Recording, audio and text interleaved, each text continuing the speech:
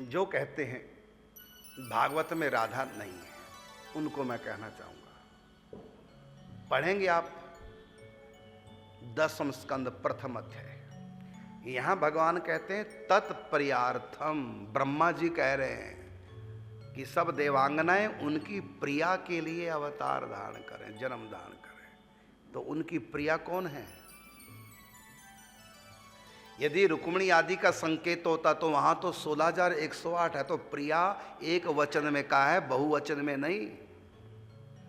इन्हें कहा उनकी प्रियाएं भी आ रही हैं ये नहीं कहा, बहुवचन नहीं। इसलिए हम प्रिया का अर्थ रुक्मिणी आदि रानियां नहीं लगाना, क्योंकि वहां तो बहुवचन होना चाहिए था। यहां एक वचन है, मतलब एक प्रिया। कौन है वो?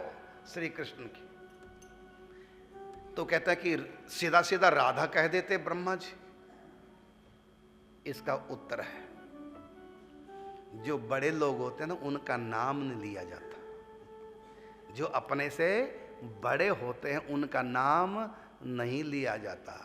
विशेषण के रूप में उनको संबोधित किया जाता है, संज्ञा के रूप में नहीं। संज्ञा नाम होता है, इसलिए अब विशेषण दिया। और विशेषण भी कौन सा? सबसे बढ़कर के प्रिया। वो कौन सा है? प्रिया जी। श्री कृष्ण की प्रिया आ रही है। सीधा सीधा राधा कहते तो ब्रह्मा जी कहते नहीं नहीं, ये तो इतना ऊंचा नाम है, हम बड़ों का नाम नहीं लेते, ये सम्मान है।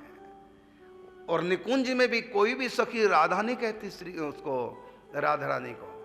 कोई प्रिया जू कहेंगी, कोई किशोरी जू, कोई स्वामिनी जू।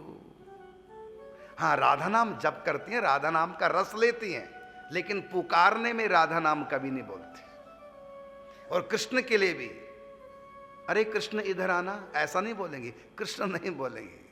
हे श्याम सुंदर,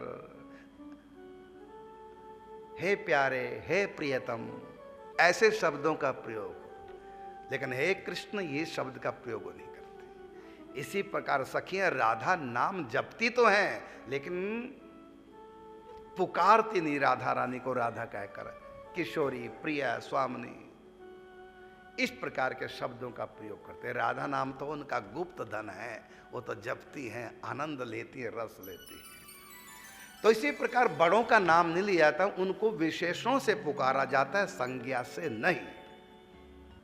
इसी प्रकार श्री कृष्ण से राधा का संबंध जोड़ करके यहां भागवत में नाम लिया जा रहा। क्या? तत्। तत् का मतलब उनकी, उनकी मतलब श्री कृष्ण की। तत्प्रियार्थम, उनकी प्रिया के लिए। तो यह है राधा रानी।